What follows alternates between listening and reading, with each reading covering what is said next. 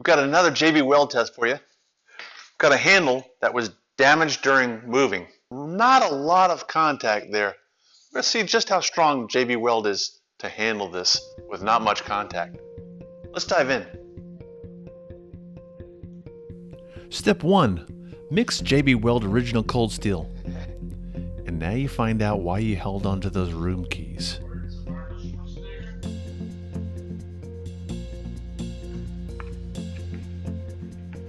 Step 2. Apply JB Weld to your project. Step 3. Clamp and let set. Clamp and let set. Clamp and let set. I could just not find a way to get these together. And then the wife said, well, I've got some floral foam. Why don't we let it set that way?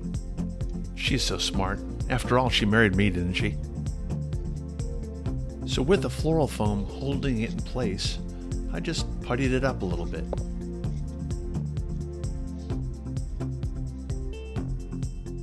A very little bit. I didn't want to put so much on that I had to grind it off.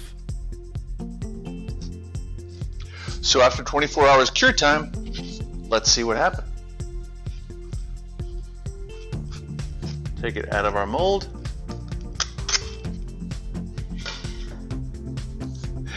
And it's one piece.